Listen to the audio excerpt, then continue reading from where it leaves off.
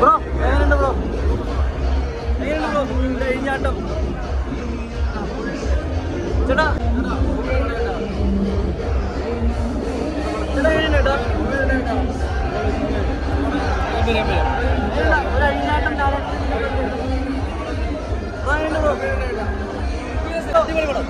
എങ്ങനെയുണ്ട് ഒരു അഴിഞ്ഞാട്ടം? അപ്പൊ ലാസ്റ്റ് പറയുന്നത് ഈ സീസൺ നമ്മൾ നോക്കും.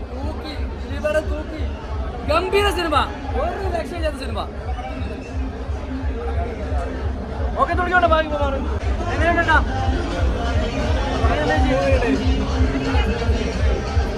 എങ്ങനെയുണ്ട് ബ്രോ?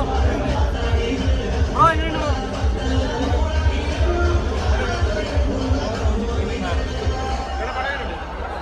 എങ്ങനെയുണ്ടാ?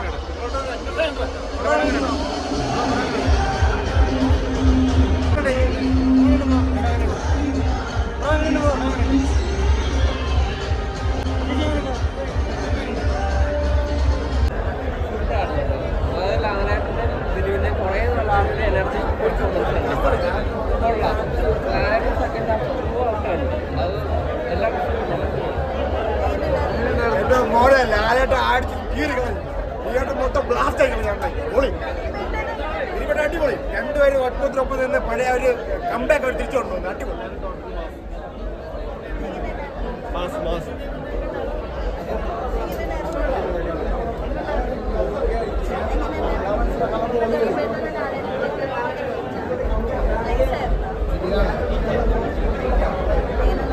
കലക്കം വളരെ രക്ഷയില്ല.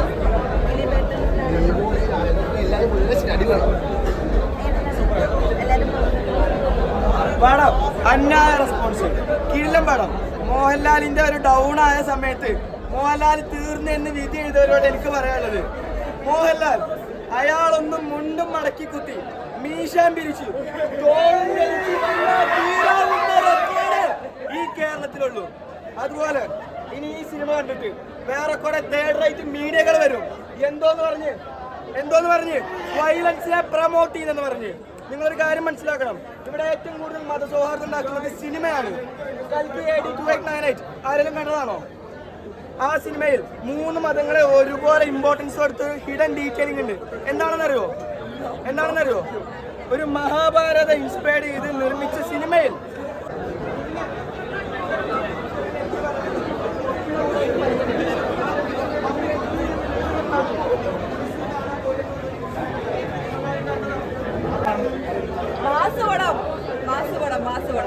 ബീച്ച് നരേട്ടനെ കാണാം, ദിലീപനെ കാണാം. ഇത് അണ്ണൻ തമ്പി എന്റർടൈനറാണ്. ദിലീപനും ലാലേട്ടനും തകർത്തു. സൂപ്പർ സിനിമ, നല്ല പടം, നല്ല പാട്ട്. പിന്നെ ദിലീപന്റെ തിരിച്ചുവരവാണ് അടിപൊളി. ലാലേട്ടനും വേറെ ലെവൽ.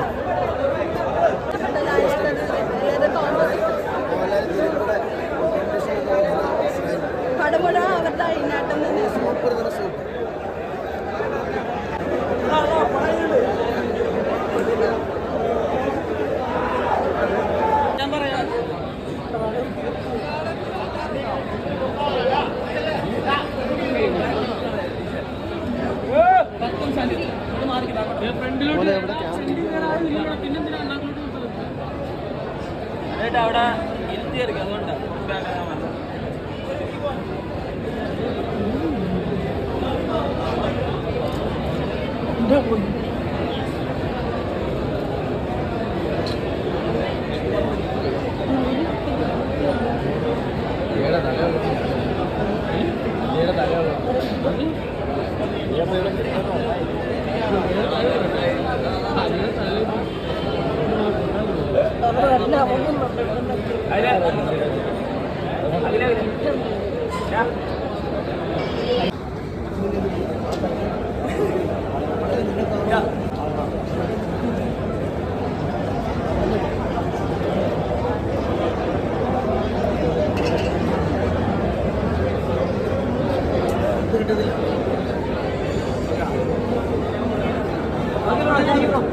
വ്യക്തിയൊന്നും നോക്കാതെ സിനിമ ഇഷ്ടപ്പെടുന്നവർ സിനിമ ഒന്ന് കാണാം.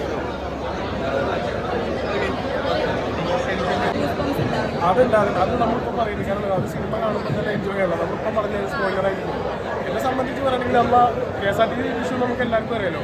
അതായത് ഇഷ്ടപ്പെടാത്ത സംഭവം. ഈ സിനിമ വന്ന് പ്ലേസ് ചെയ്യുന്ന സമയത്ത് അങ്ങനെ ഒരു പ്രശ്നം ഉണ്ടാവില്ല എന്നുള്ളതാണ്. കാരണം ഇതിന് രണ്ട് താരങ്ങൾ വരുന്നുണ്ട്, ലാൽസാർ വരുന്നുണ്ട്, ദിലീപേട്ടൻ വരുന്നുണ്ട്. ഈ കോമ്പ് 2-3 വരുമ്പോൾ അങ്ങനെ ഒരു പ്രശ്നം ഉണ്ടാവില്ല എന്നുള്ളതാണ്. അതാണ് ഈ 10 എന്ന് പറയുന്നത്. അതാണ് ഭയഭക്തി. ദിലീപേട്ടനൊക്കെ ഒരുപാട് ഇഷ്ടങ്ങളില്ല. അദ്ദേഹം ഒരുപാട് നല്ല പടങ്ങൾ ചെയ്തൊരു കലാകാരനാണ്. അദ്ദേഹത്തിൻ്റെ കലയാണ് നമ്മൾ ഇഷ്ടപ്പെടുന്നത്. ദിലീപേട്ടൻ എന്നുള്ള പേഴ്സണാലിറ്റി ഒക്കെ അത് ചെയ്തില്ല എന്നുള്ള അദ്ദേഹത്തിൻ്റെ ആ ഒരു കലാകാരനെയാണ് ഇന്നും ജനങ്ങൾക്ക് ഇഷ്ടം. ആ കലയെ ആസ്വദിക്കുക എന്നുള്ളതാണ് എന്നെ പോലത്തെ പ്രേക്ഷകർക്കും ഇഷ്ടം. വേറെ ഒന്നെങ്കിലും നമുക്ക് പോകേണ്ട ആവശ്യമില്ല. പിന്നെ ബാക്കി കാര്യങ്ങളെല്ലാം കോടതിയുടെ കയ്യിലാണ്. അത്രമാത്രം അങ്ങനെ കഴിയും. സിനിമ നമ്മൾ എൻജോയ് ചെയ്യാറുണ്ട്. സിനിമ നമ്മൾ കാണാൻ വരുമ്പോൾ സിനിമ എൻജോയ് ചെയ്യണം. ഒരു പ്രേക്ഷകർക്ക് കിട്ടുന്നുണ്ടെങ്കിൽ അത് ആ സിനിമയുടെ വിജയം ആ ആർട്ടിസ്റ്റിൻ്റെ വിജയമാണ്. അങ്ങനെയല്ല ഇപ്പോൾ നമുക്കിതൊക്കെ അങ്ങനെ വരണതല്ലേ. ക്രിസ്മസിന് നമ്മൾ എന്താ മെയിനായിട്ട് ഡാൻസ് ചെയ്യണം, നമുക്ക് പാട്ട് ചെയ്യണം, നമ്മൾ എൻജോയ് ചെയ്യണം. എന്തായാലും ബബ്ബയിലുണ്ട് അത്യാവശ്യം പാട്ടും കാര്യവും. പിന്നെ ലാൽസാറിനൊക്കെ കുറേ ഫൈറ്റാണെങ്കിലും പാട്ടുകളാണെങ്കിലും ആ സംഭവമുണ്ട്. ഫാൻസുകാർക്ക് പറ്റിയ പടമാണ് ബബ്ബ എന്ന് പറയുന്നത്. വേറെ നമ്മൾ അതിനിങ്ങനെ ഇത് അങ്ങനെ ആയില്ലല്ലോ എങ്ങനെ ആയില്ലല്ലോ കഥ അവിടെ എത്തില്ലല്ലോ അങ്ങനെയൊന്നല്ല. ഫാൻസുകാർക്കല്ല, അടിച്ചു പൊളിക്കാനായിട്ട് വരുന്ന ഫാൻസുകാർക്കുള്ള പടമാണ് ബബ്ബ. എനിക്ക് ഫീൽ ചെയ്യുന്നത് എൻ്റെ പേഴ്സണൽ അഭിപ്രായമാണ് പറഞ്ഞത്. എൻ്റെ ഒന്നും പറയരുത്, എൻ്റെ പേഴ്സണൽ അഭിപ്രായം. അടിച്ചു പൊളിക്കാം, അത്രയാണ്. നല്ല ഫൈറ്റ്, നല്ല സൗണ്ട്സ്. ചിന്തിക്കണം. നമുക്ക് 2 മണിക്കൂർ വരെ 3 മണിക്കൂർ നമ്മൾ അങ്ങോട്ട് നോക്കിയിരുന്നിട്ട് നമ്മളിതൊക്കെ ചിന്തിക്കണ്ടല്ലോ. ഞാൻ എൻ്റെ പൈസ കൊടുത്ത് സിനിമ കാണുന്നത് ഞാൻ ഹാപ്പി ആയിരിക്കാനും വേണ്ടിയിട്ടാണ്. വളരെ ഹാപ്പി. അത് എനിക്ക് ഇഷ്ടപ്പെട്ട ഫീൽ അവിടെ നിന്ന് കിട്ടുമെന്ന് മാത്രം നോക്കിയാൽ മതി.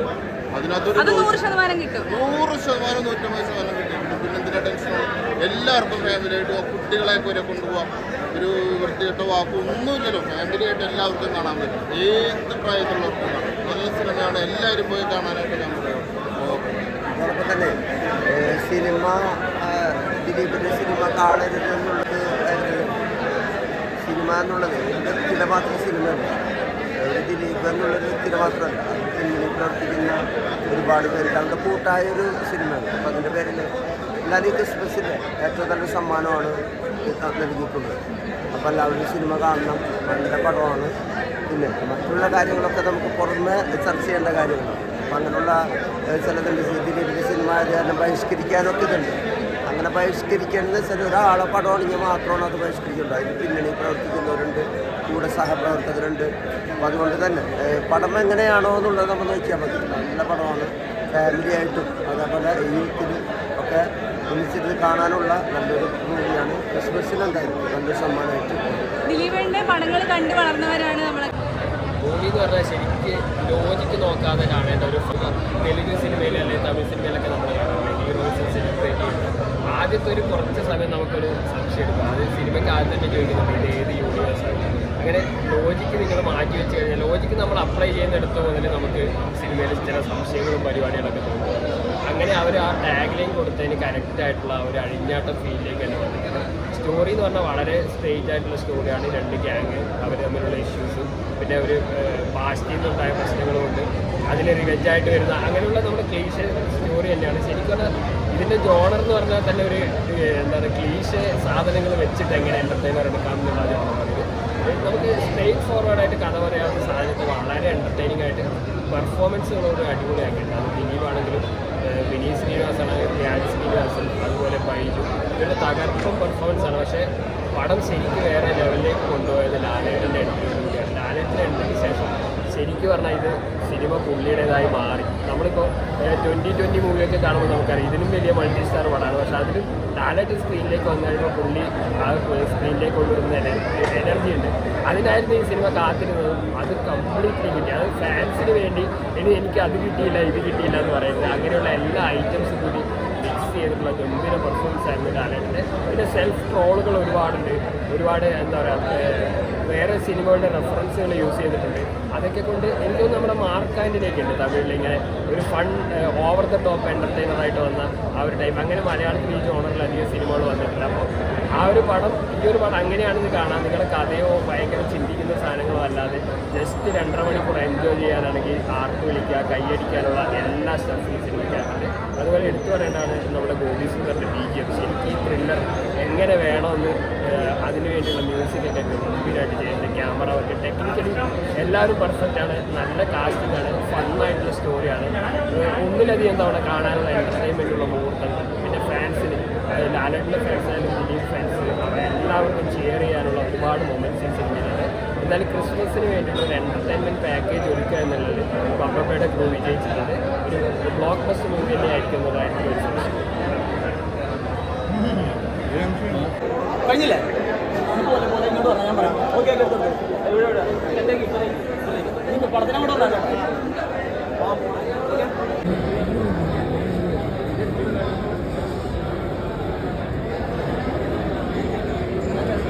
പഠിച്ചിട്ടോ